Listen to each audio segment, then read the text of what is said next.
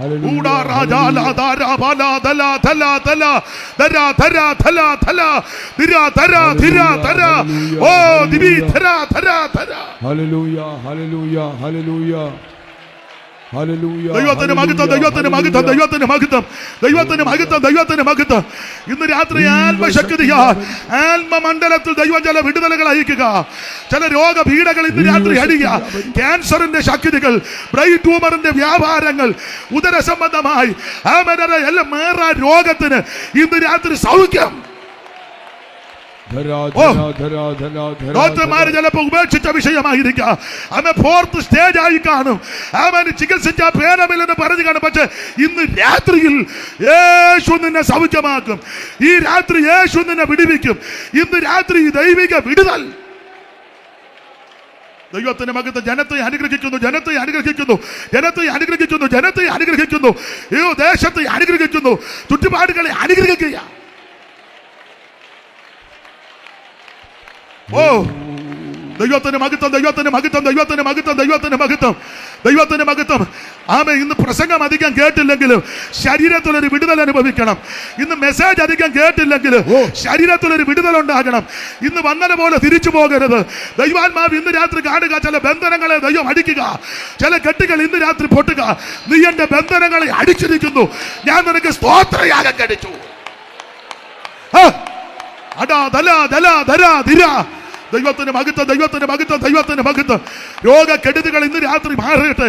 എല്ലാ പോരുകൾ ഇന്ന് രാത്രി അടിയട്ടെ. ദൂഷ വ്യാപാരം ഇന്ന് രാത്രി അഴിഞ്ഞു മാറട്ടെ.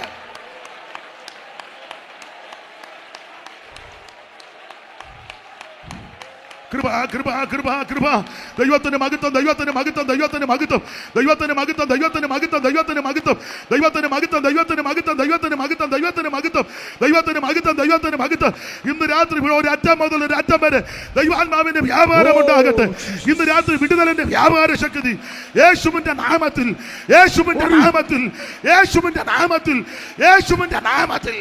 ആമേൻ ആമേൻ ആമേൻ ആമേൻ ആമേൻ ആമേൻ ആമേൻ. യേശുവിന്റെ നാമത്തിൽ ഇന്ന് രാത്രി വിടുതലിന്റെ വ്യാപാരം അടിയട്ടല്ല പോരുകൾ.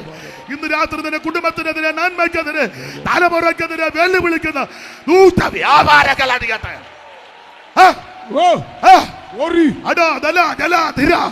യേശുവിന്റെ നാമത്തിൽ കെട്ടുകൾ ഇന്ന് രാത്രി പോട്ടട്ടെ. ദൈവശക്തി വ്യാപരിക്കട്ടെ. യേശുവിന്റെ നാമത്തിൽ, യേശുവിന്റെ നാമത്തിൽ ഇന്ന് രാത്രി വിടുതൽ, വിടുതലിന്റെ വ്യാപാര ശക്തി ആയിരിക്കട്ടെ. യേശുവിന്റെ നാമത്തിൽ, യേശുവിന്റെ നാമത്തിൽ വിടുതൽ.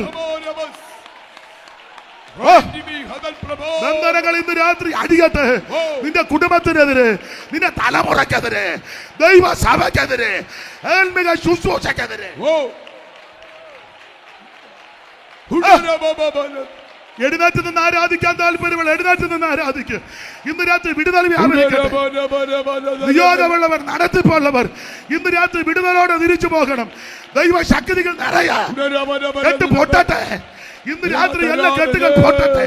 രോഗപീഠകൾ ഇന്ന് രാത്രി അടിയട്ടെ. വിടുതൽ, വിടുതൽ, വിടുതൽ, വിടുതൽ, വിടുതൽ. ഈ രാത്രി സകല പോരുകളെ അടിക്കുന്ന രാത്രിയാണ്.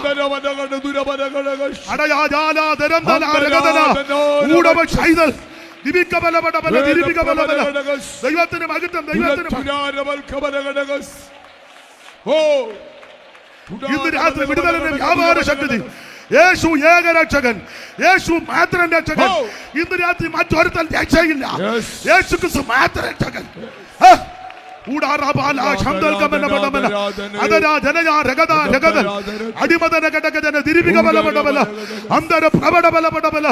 ദൈവത്തിന് മഹത്വം, ദൈവത്തിന് മഹത്വം. ഇന്ന് രാത്രി വിടുതലിന്റെ രാത്രി, ഈ രാത്രി വിജയത്തിന്റെ രാത്രി, ഇന്ന് രാത്രി ജയത്തിന്റെ രാത്രി, ഈ രാത്രി അത്ഭുതങ്ങളുടെ രാത്രി, ഈ രാത്രി നീക്കുപോക്കിന്റെ രാത്രി. യേശുവിന്റെ നാമത്തിൽ, യേശുവിന്റെ നാമത്തിൽ ഇന്ന് രാത്രി സൗഖ്യത്തിന്റെ വ്യാപാരം. ദൈവത്തിന് മഹത്വം, ദൈവത്തിന് മഹത്വം, ദൈവത്തിന് മഹത്വം. വിടുതൽ, ദൈവിക രോഗശാന്തി വ്യാപരിക്കട്ടെ. എല്ലാ പോരുകൾ അടിയട്ടെ, എല്ലാ പോരുകൾ അടിയട്ടെ, ദൂതശക്തികൾ അടിയട്ടെ. അന്തൽക്കട്ട ധീരജാല യേശുവിന്റെ നാമത്തിൽ വിടുതലിന്റെ യാതൊരു ശക്തിയായ നിന്റെ ദാസന്മാർക്ക്, നിന്റെ ജനത്തിനായി, നിന്റെ ദാസന്മാർക്ക് വിടുതൽ യേശുവിന്റെ നാമത്തിൽ വിടുതൽ വ്യാപരിക്കട്ടെ. ദൈവശക്തി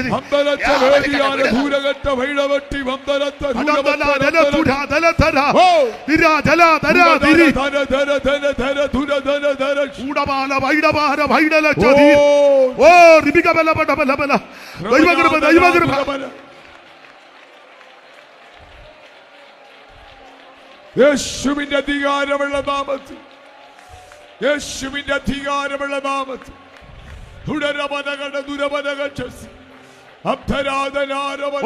കൃപ, ദൈവകൃപ, ദൈവകൃപ, ദൈവകൃപ, ദൈവകൃപ, ദൈവകൃപ, ദൈവകൃപ, ദൈവകൃപ.